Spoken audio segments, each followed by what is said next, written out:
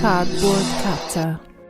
When the board cutter is taken out of its packaging, it looks like this.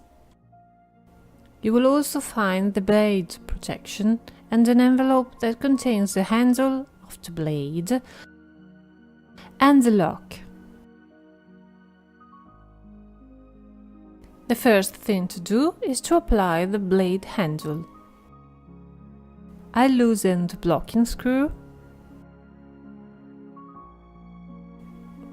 I insert the handle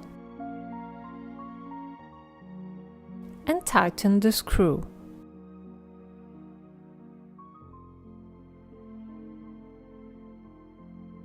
The protection of the blade is in a transparent plastic material. It has to be fixed to the two extremities. I remove the nuts of bolts. I insert the protection of the inside of the special blade guide. The two holes that are on the base of the protection are to be inserted exactly in the two bolts that are fixed on the surface. I tighten the two nuts I had removed with a key tightly. Finally, I remove the protective paper. The squaring guide runs along the millimeter scale and can be fixed in position by tightening this knob.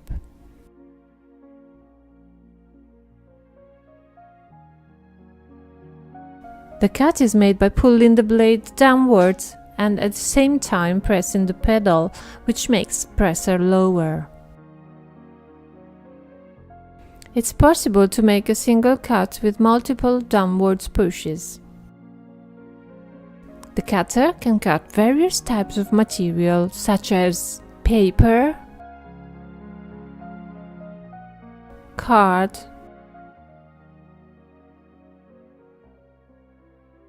grey board, mount boards,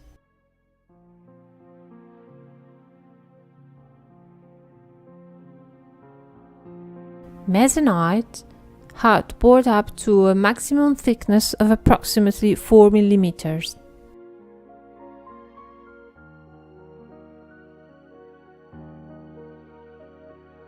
Foam board with a thickness of up to 5 mm. Corrugated cardboard. In this case, it's better to hold the sheet in place with your hands as the presser could crush the carton's undulations. Any type of material such as a painting canvas or a matte canvas. The cardboard cutter is provided with an additional supporting surface that can be put in position by lifting it. The surface is 23 cm wide. Here you can see the mechanism which clasps the additional surface and keeps it lifted. When the additional surface isn't necessary, it can be put in its resting position. This knob is needed to move the supporting bar up to a maximum of 27 cm from the corner of the surface. This small wheel is needed to fix the supporting bar in its position. This is so that you can cut pieces of cardboard whilst using the supporting bar. The same process can also be done without the additional surface.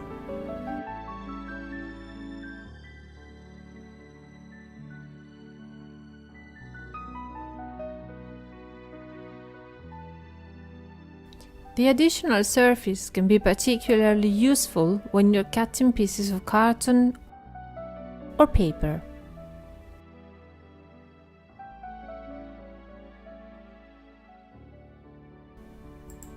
The cardboard cutter is provided with a mechanism which is needed to cut very thin strips. Note that as I lower the blade, the supporting bar moves automatically so as to allow the blade to lower. This process can also be done if the additional surface is raised in position. The blade manufactured in Solingen steel is self-sharpening and isn't dangerous. It can be removed by loosening the screws which hold it in place. The blade remains constantly still in the desired position and it's connected to a clutch which blocks it in position and stops it from falling unintentionally. This is a close-up of the clutch. The cutter can be blocked with the lock which is provided. This stops it from being used inappropriately by inexperienced people. The cutting height of the ideal 1110 cardboard cutter is 111 cm, and this is also the maximum dimension of the sheet which wants to be cut. The supporting surface is 75 cm wide and is situated 73 cm from the ground. The net weight of the cardboard cutter is 60 kilos.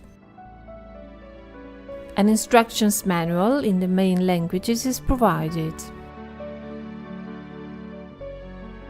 You can find the ideal 1110 cardboard